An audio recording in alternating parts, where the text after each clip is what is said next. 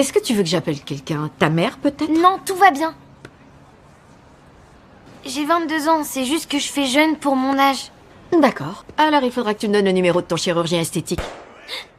Un coup de feu au loin effraie Natalia. Cynthia insiste pour la raccompagner chez elle. Face à cette grande femme, Natalia ne peut résister et accepte. Mais elle reste sur ses gardes avec Cynthia. Surtout quand Cynthia commence à poser des questions sur sa famille. Natalia invente un mensonge. Elle prétend vivre seule, mais garder un contact fréquent avec ses parents. Le visage de Cynthia est plein de doutes, mais elle ne la confronte pas immédiatement. Bientôt, ils arrivent à l'appartement du parc. Natalia sort péniblement de la voiture. Voyant cela, Cynthia veut l'aider. Mais Natalia résiste fortement. Sans autre choix, Cynthia se contente de porter son sac. C'est là qu'elle remarque une pile de factures impayées à la porte. Ses soupçons s'intensifient. Cynthia prétexte avoir besoin des toilettes, utilisant cette excuse pour entrer dans l'appartement. Mais dès qu'elle entre, elle est stupéfaite par ce qu'elle voit. L'intérieur est en désordre total. Le téléphone est coupé depuis longtemps. Rien dans l'appartement ne ressemble au foyer d'un adulte normal. Au contraire, cela ressemble plutôt à un endroit abandonné. Mais Natalia ne peut répondre à rien. Mais qu'est-ce que vous voulez de moi?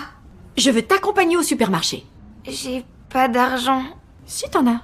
T'as reçu une carte de transfert de prestation? Puis Cynthia trouve la carte BT de Natalia, et il reste encore du solde dessus. Mais Natalia continue de résister. Cynthia cesse de la forcer. Je t'explique le truc. Mes enfants m'ont dit que si je faisais des pierogies une fois de plus pour le dîner, ils se rebelleraient. Et tu ne veux pas voir ce qui arrive à quelqu'un quand il se prend un pierogi congelé dans la tête.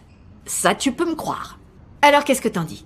T'es d'accord pour venir avec moi et m'aider à trouver le repas de ce soir? Ça m'éviterait de mourir d'un traumatisme crânien. Natalia commence enfin à baisser sa garde. Finalement, elle accepte d'aller à l'épicerie. Au moment de payer, Cynthia veut que Natalia utilise sa propre carte d'aide sociale pour payer les courses. En échange, elle invite Natalia à dîner. Ce jour-là, face à une étrangère qui l'aide sans raison, Natalia devient très mal à l'aise. Elle ne peut se défaire de ce sentiment. Elle pense que Cynthia s'approche d'elle avec d'autres intentions.